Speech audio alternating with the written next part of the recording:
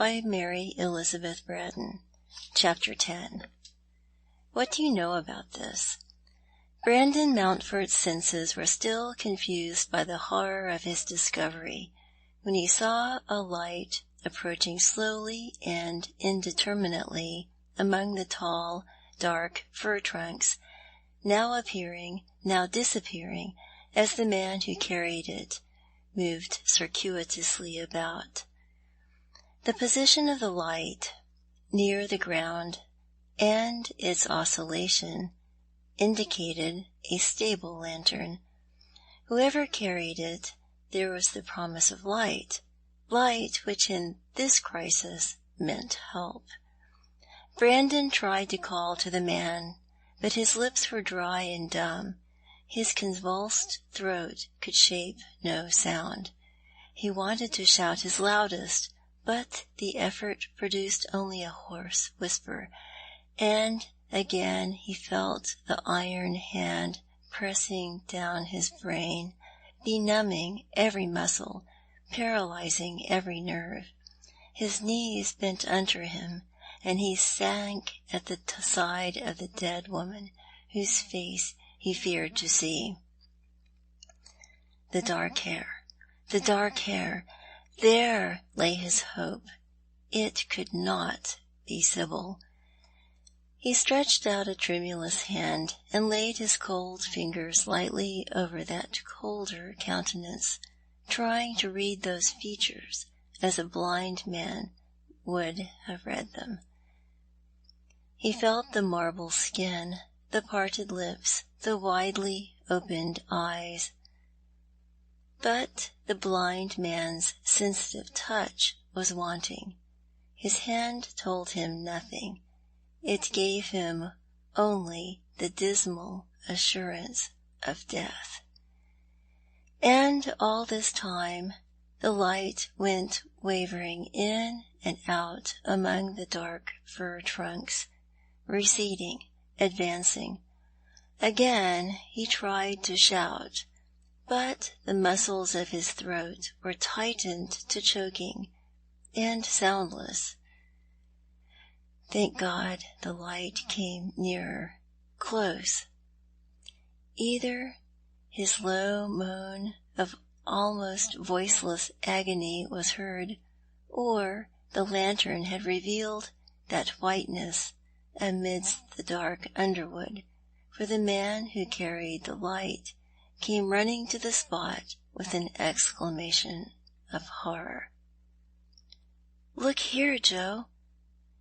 She's fainted. She must have been lying here ever so long." The two men came closer. The lantern light shone upon the dead face. Yes, it was Marie Arnold. A strange, half-savage sound burst from Brandon's lips, an inarticulate cry which was almost a laugh. The relief, the rapture of knowing that this dead clay was not Sibyl, made him, for that one wild moment, cruelly indifferent to the fate of any other woman upon earth. "Lord help us, I'm afeard it's something worse than a faint," remarked the other man in a scared voice, while Tom held the lantern over the dead face and the blood-stained whiteness of the gown, and then slowly turned the light full upon the man who knelt beside the corpse. "It's Mr. Mountford," he said wonderingly. "Do you know anything about this piece of work, sir?" "No," Brandon answered like a man talking in his sleep.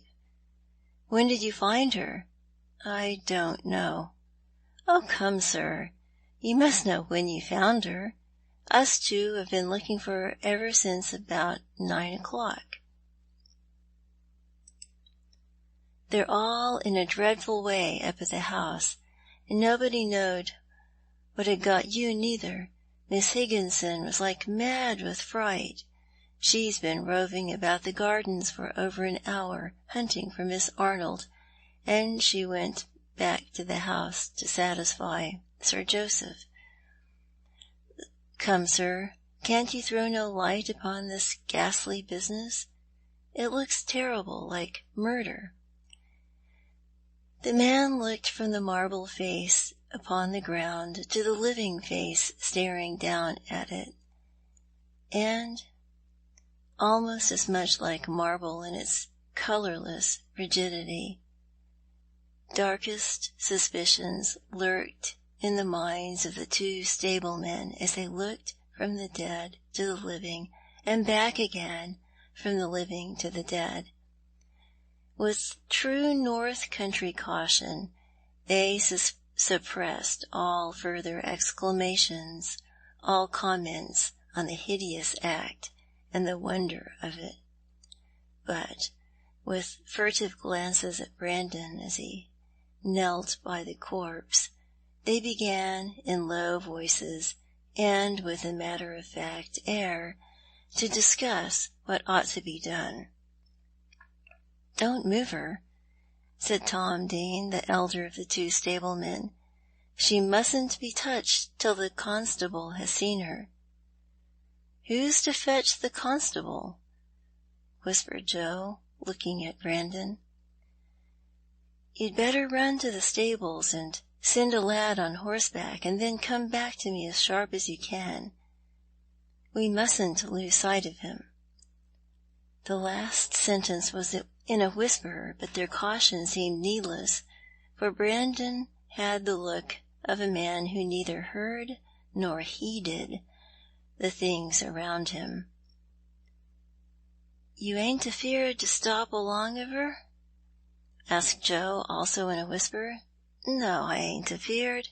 Look sharp, and send up to the house for Mr. Urquhart, same time, and bring him along here. He'll have to break it to Sir Joseph. Poor old gentleman.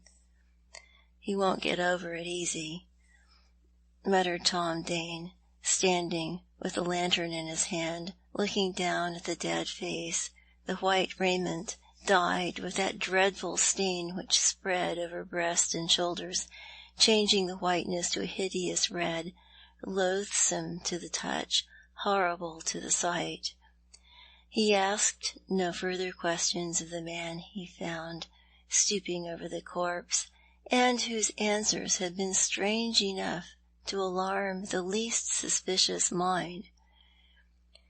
His glances followed Braddon as he lifted himself slowly from his crouching position beside the corpse and moved a pace or two backward. At the faintest suggestion of flight, the stableman would have laid violent hands on this guest of Sir Joseph's, of whom Tom Dane knew very little, save that he had always behaved as a gentleman in his relations with the stable, acknowledging every service with a gentlemanlike tip, which was more than could be said of Mr. Urquhart. Braddon moved no further than the nearest fir tree, and stood leaning against the rough brown trunk, inert and motionless. He remained in the same listless attitude for an interval that seemed very long to Dane, who shifted and fidgeted about among the fern and brambles, and changed the position of his lantern every now and then, looking at the dead face, as if he almost hoped to see life return to those clay, cold lineaments. "What o'clock is it?" Braddon asked, suddenly breaking the silence which weighed upon Tom Dane's senses like a nightmare dream. "Past 10, sir." "Past 10. And I left the house before dinner. What have I been doing? Where have I been? In this wood all the time?" The words were spoken dreamily, in vague self-questioning. Braddon was struggling against a headache which made speech agony. Tom Dane put down the whole thing as a clever bit of acting. "Oh, come now, sir," he cried, forgetting his determination to say nothing.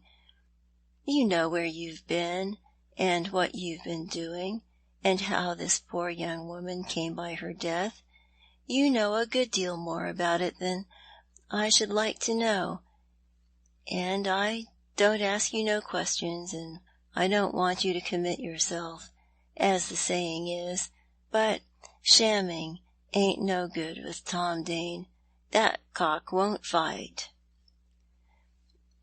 Brandon looked fixedly at the speaker, but made no reply.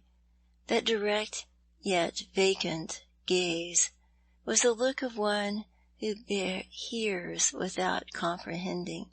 But the groom, having made up his mind that this man was a murderer, saw only a studied assumption of lunacy. This time seemed interminable to Tom Dane before his quick ear caught the rustling sound of footsteps among the thick growth of primroses and daffodils that carpeted the little wood. And yet it was less than half an hour before Braddon reappeared, accompanied by Hubert Urquhart. They had run most of the way from the house, and both were breathless, the gentleman the more so, doubtless as the more sensitive in frame and temperament. Urquhart bent down to look at the corpse, gingerly, as if fearing to spoil the spotlessness of his evening clothes by contact with that dead form, stained with the dark stream in which the young life had ebbed away. "Yes, it is Miss Arnold. Poor girl, poor girl! What does it all mean? What troubles could she have had to bring her to such a pass as this? Why should she kill herself?" he muttered. "I don't think she did kill herself, sir," said Dane. "Looks a precious sight more like wilful murder than suicide, to my fancy. I didn't ought to be talking about my fancies, perhaps, but I've had an ugly time of it in this here wood, and a man can't help thinking when he's left face to face with a murdered corpse."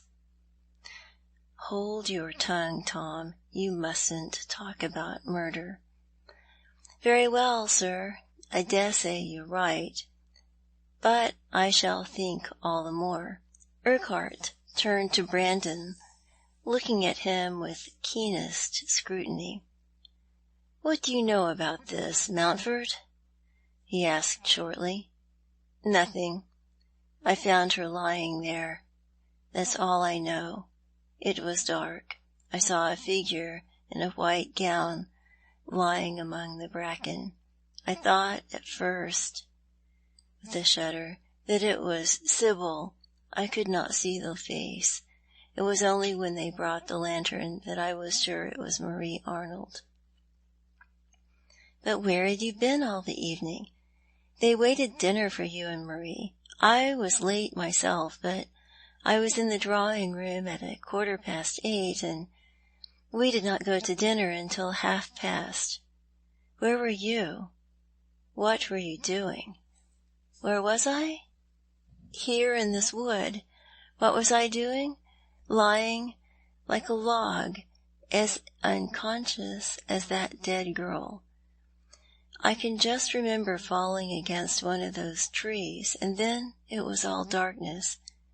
If there was thought or sensation in my brain, I remember nothing of that I thought or felt." "It was a fit of some kind, then, I suppose?" "Yes, it was a fit. Not the first, but by far the longest lapse of consciousness I have ever had." "I did not know you were subject to such things." "They are not things a man cares to talk about, but you needn't trouble about my malady. That is just a minor detail just now. What we have to find out is how this poor girl came by her death." The clouds were clearing from his brain. In the manner and aspect he was rapidly becoming the Mr. Mountford of everyday life, whom Tom Dane knew and respected. Was he really recovering from an interval of lunacy? The stableman wondered. Or had he made up his mind that shamming was useless now that clear-headed Mr. Urquhart was here to investigate the hideous business? "You had a lapse of consciousness, you say," said Urquhart. "Have you any idea how long it lasted?" "I'm not very clear on that point.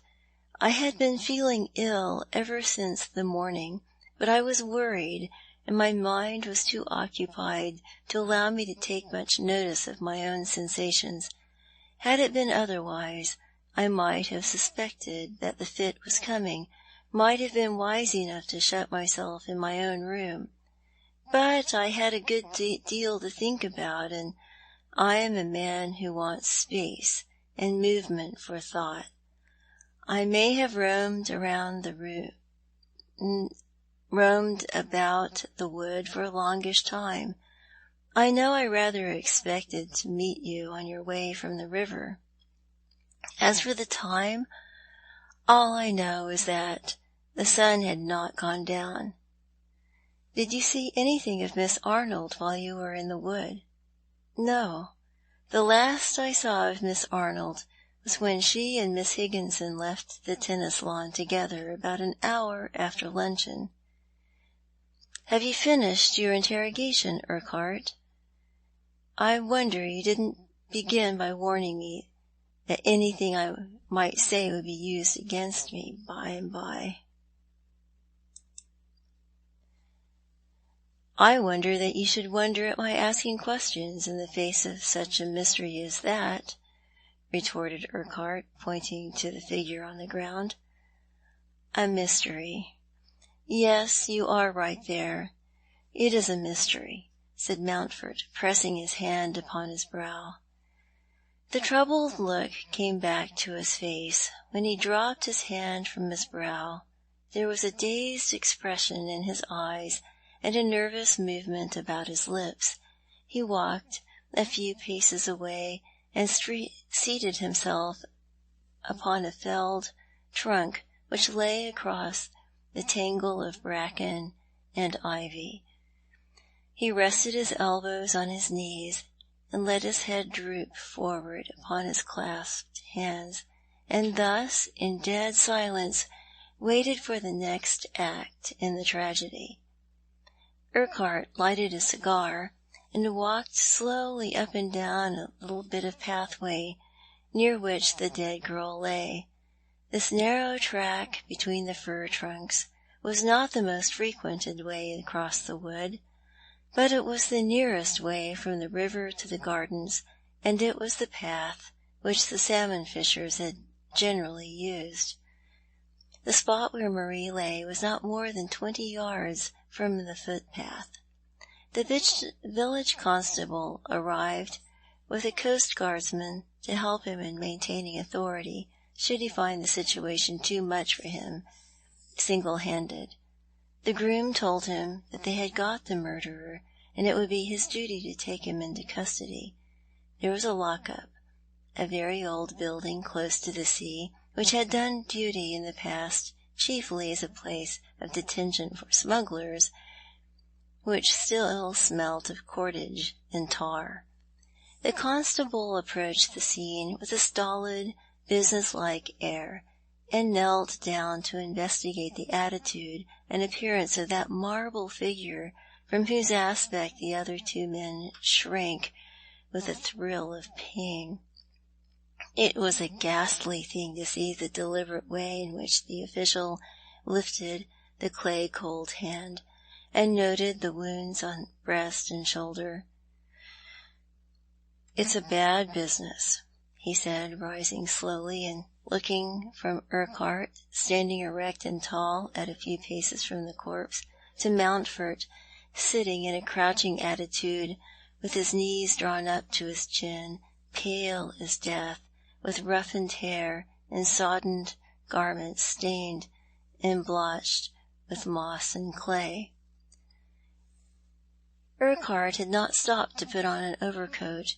He was in evening dress, smart and trim, shirt perfectly fitting, hair well brushed, hands showing white in the gleam of the lantern, a man evidently called away from the dinner table and all the amenities of life to look upon this mysterious horror. The constable contemplated him with respect, not unmingled with admiration. How different a creature looked this other man, sitting on the fallen tree, with brooding brow and lowered eyelids, and clenched hands in which the swollen veins showed like cordage. Clenched, yes, and darkened with a stain, which the constable's keen eyes noted as he drew near, with lifted lantern, examining Brandon Mountford with an insolent deliberation. "What do you know about this, sir?" he asked gruffly. "Nothing," answered Brandon, lifting his bloodshot eyes. "Nothing more than your own eyes can tell you. I found her lying there as she lies now, an hour ago, 2 hours, 3 hours, I don't know. It seems an eternity. You are the third person who has questioned me."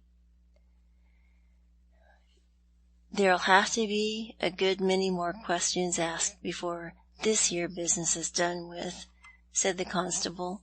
He stepped aside and took counsel with Urquhart, keeping an eye upon Brandon all the time. He felt that this gentleman in evening dress, with calm and easy bearing, was a person in authority, and the best adviser he could have. "Does Sir Joseph know?" "Sir Joseph knows nothing. I shall go straight to him, when we have settled who is to carry her." He could not bring himself to utter the dreadful word which would better have described that burden to the house.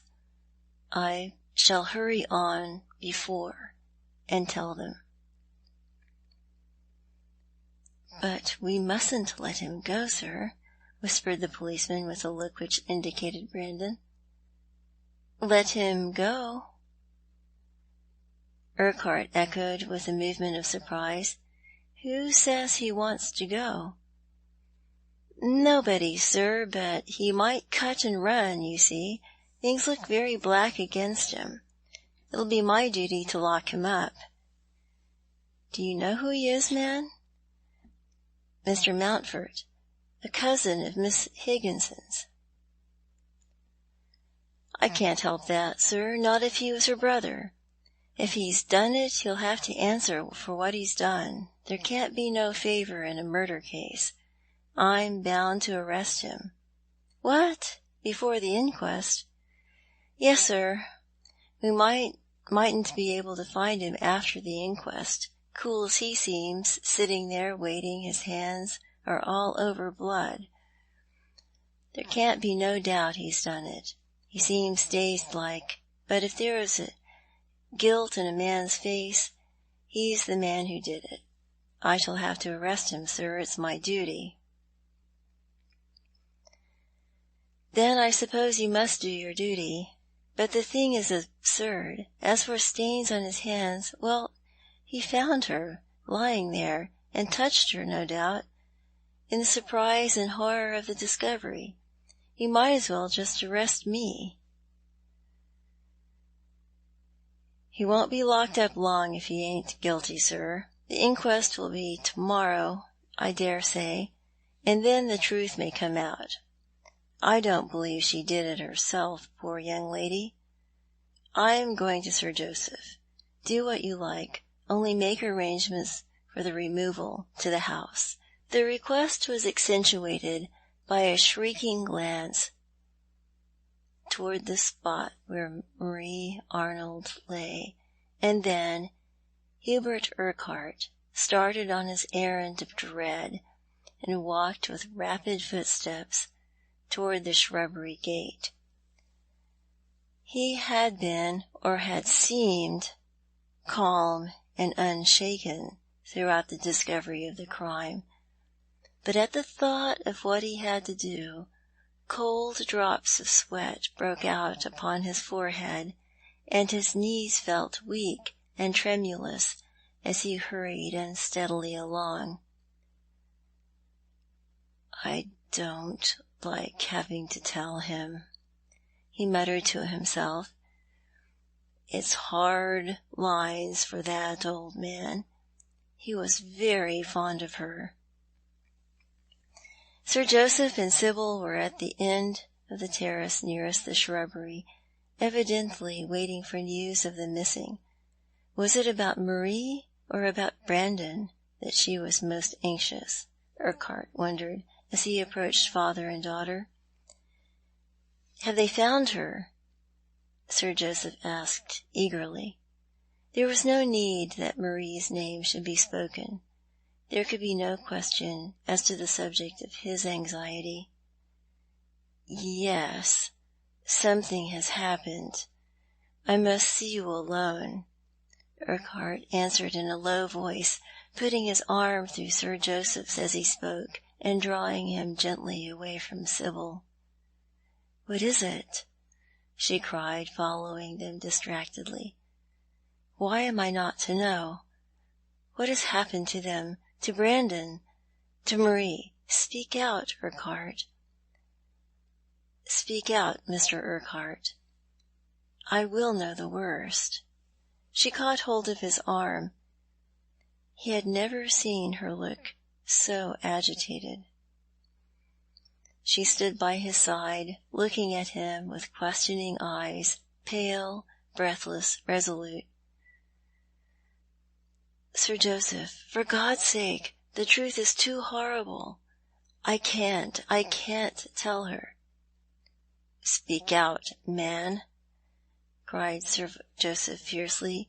"Leave off torturing us. What is it? An accident? A calamity? Is she hurt?" "Yes." "Badly hurt?" Urquhart nodded. "Dead?" "Yes." "Oh, God! My poor girl! My beautiful Marie, my sweet, kind, loving girl, dead!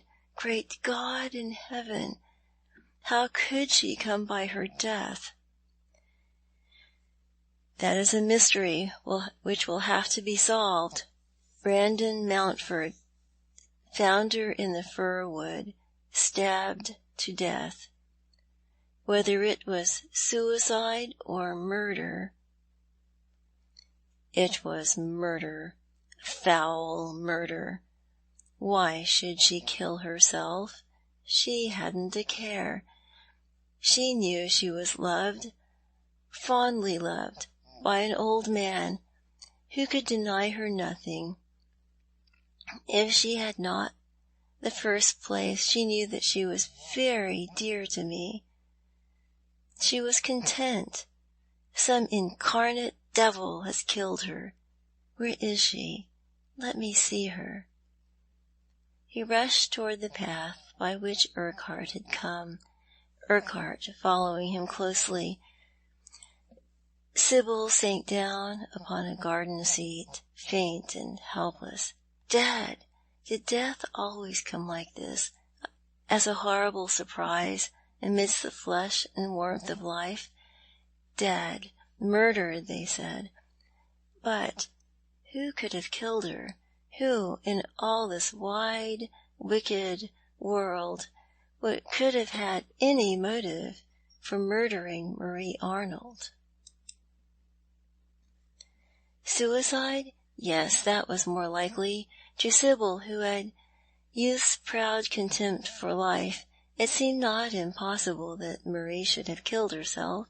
She remembered that despairing look in her adopted sister's face as she turned from Braddon to Sibyl in the garden, a look to which Sibyl, as to Braddon, had been a revelation.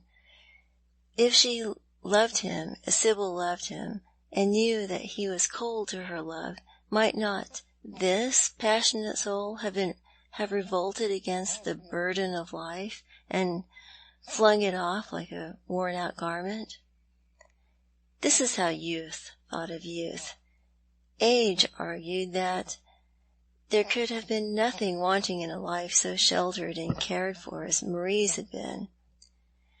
The dismal procession came to a side door opening into a lobby at the bottom of the servants' staircase. A mattress and coverlet had been fetched from the nearest lodge, and the dead girl had been carried decently by 4 of the stablemen, while the constable and the coastguardsman had escorted Brandon Mountford to the lock-up. "Did he make any fuss about going?" Urquhart asked Tom Dane. "Not he, sir. Went like a lamb. Didn't seem to care what they did with him." "I'm afraid it's a true bill, Mr. Urquhart." "It looks bad, Tom, but there's no knowing." This was on the terrace, after Tom's work was finished, and the dreadful burden had been carried to Marie Arnold's bedroom, the spacious and prettily furnished bedroom of which she had been so proud.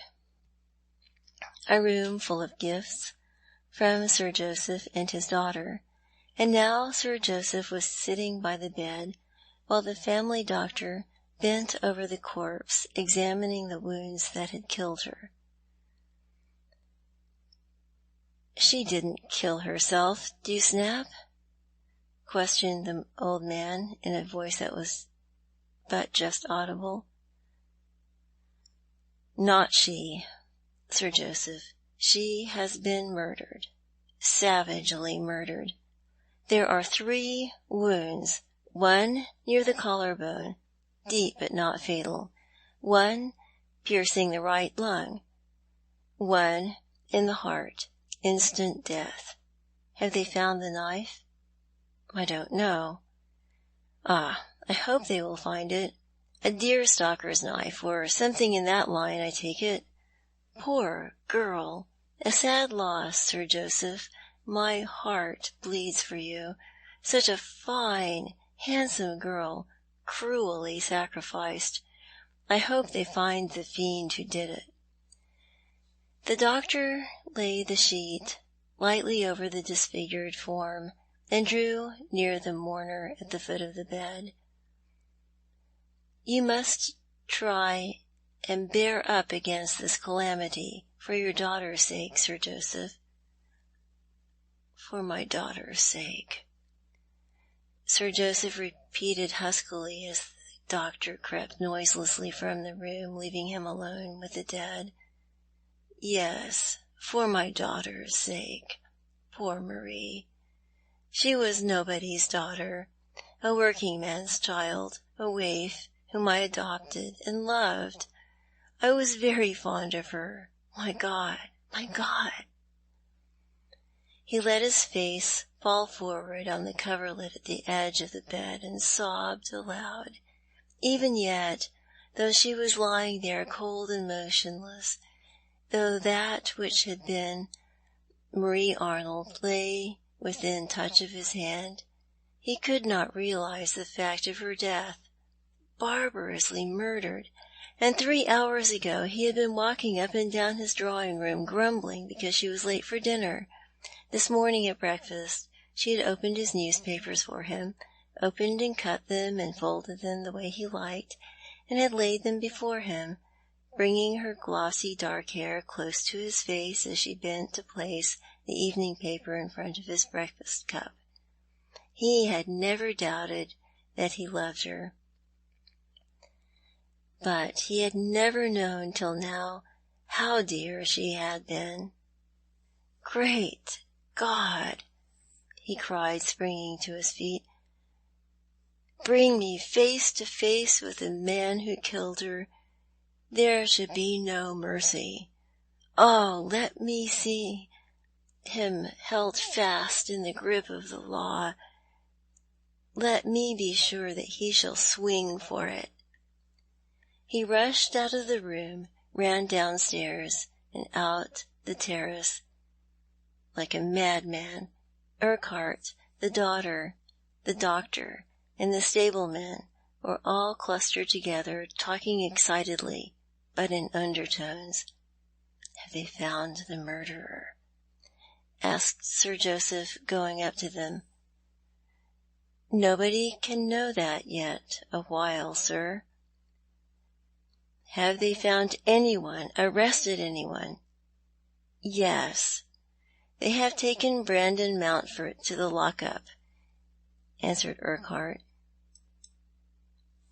"Braddon Mountford!" repeated Sir Joseph in blank amazement. A low, wailing cry sounded like an echo of Sir Joseph's ejaculation, and a slim, white figure rose out of the neighbouring dusk and came towards the group of men. It was Sibyl, who had been forgotten in the horror of Marie's mysterious death. She had been sitting in the darkness, unobserved, unthought of, while the heavy footsteps crossed the terrace and went up the stairs with their dismal burden. She came to her father's side and laid her hand upon his arm. "Father, you won't allow such a shameful thing to be done. You won't let them bring disgrace upon Mr. Mountford, your friend, your guest. What could he have to do with her death? You'll go to the village and insist upon his being set at liberty instantly. You will, won't you, father? It is a disgrace to us that such a thing should have happened. Our guest, my kinsman, so shamefully insulted." For her vehemence took her father by surprise. He had never seen his daughter strongly moved before, knew nothing of her capacity for deep feeling. "My child, it's no business of mine. No interference of mine could have prevented it. Braddon Mountford. It's a mistake, no doubt. He could have had nothing to do with her death. But she has been murdered, Sibyl, foully murdered. She has been murdered, and the ruffian who killed her must be somewhere, close at hand, perhaps, in hiding. It was folly to arrest Braddon Mountford and to give the real murderer time to get away. Why was he arrested? Who put it into Coxon's head to do such a thing?" "Dane knows more about it than I do," answered Urquhart. "He can tell you." Dane told his story with an air of conviction that chilled Sir Joseph's blood. It was inexplicable, a hideous mystery. Sir Joseph and his daughter heard how Mountford had been found kneeling beside the corpse, his hand and clothes stained with blood, his manner agitated, hopelessly confused, unable to give any account of himself during the hours in which he had been missing. "He was more like a lunatic than a man in his right senses," concluded Dane. Sibyl heard and remembered Braddon's words of only a few hours before. He had painted in strongest phrases the horror of his hereditary malady. He had told her that there was no limit to the dark possibilities of that dread disease. He knew not what phase it might assume. It might be murder. Yes, those were the very words which he had spoken when he tried to cut himself off from her sympathy. A doomed wretch, worse than a leper, since with him physical malady might pass into moral delinquency. a creature beyond the pale of human love or friendship. And now she heard how he had been found with blood-stained hands beside the murdered girl, unable even to assert his innocence, allowing himself to be led off to jail without protest or remonstrance. "He seemed to take it all for granted," said Tom Dane. End of chapter 10.